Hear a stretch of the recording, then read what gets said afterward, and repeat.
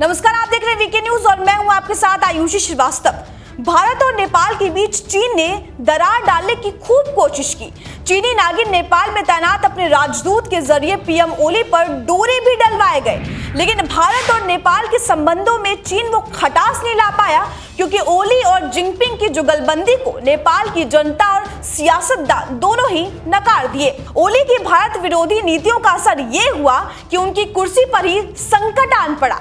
इसके बाद ओली को भारत के सामने झुकना पड़ा और 15 अगस्त को पीएम मोदी से खुद बात करनी पड़ी। अब चीन नेपाल में अपनी सारी चालें फेल होता देख नई चाल चल रहा है और दूसरे रास्ते के जरिए नेपालियों को भारत के खिलाफ भड़काने की साजिश रच रहा है। इस बात का खुलासा हुआ है। दरअसल खबर यह है कि चीन और पाकिस्तान मिलकर भारत के साथ दोनों मोर्चे पर एक साथ जंग कर सकते हैं। इस मामले में वो नेपाल से भी भारत में मुश्किल पैदा करने में जुटा हुआ है। खुफिया एजेंसियों ने यह दावा किया है कि चीन इस बीच भारत नेपाल सीमा पर भारत विरोधी विरोध प्रदर्शनों के लिए फंडिंग कर रहा है। चीन अक्सर नेपाल का इस्तेमाल अपनी वर्चस्ववादी नीतियों की संतुष्टि के लिए बफर जोन के तौर पर मोहरे की तरह करता आया है।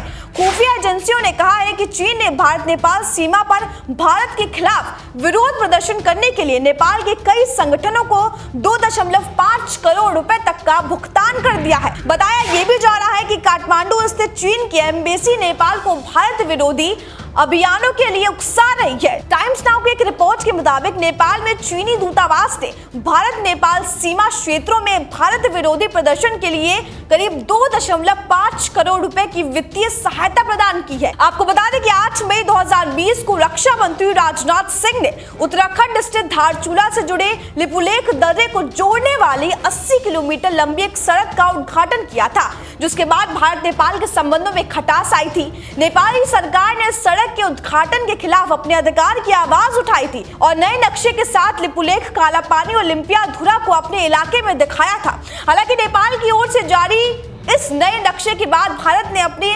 आपत्ति दर्ज कराई थी और इस ऐतिहासिक तथ्यों के खिलाफ बताया गया था।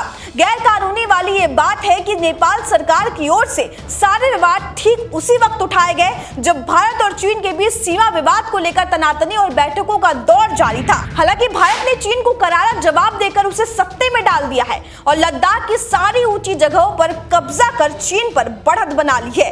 इससे भी चीन बौखलाया हुआ है और इसीलिए वो भारत के लिए नई नई परेशानी खड़ा करना चाहता है। ऐसे में खुफिया एजेंसियों की ओर से जारी ये अलर्ट चीन की पोल खोलने के लिए काफी है। इस खबर पे आपकी क्या राय, हमें कमेंट बॉक्स में जरूर बताएं। बाकी देश दुनिया की खबरों के लिए आप देखते रहिए वीके न्यूज और हमारे चैनल को सब्सक्राइब करना ना भूलें।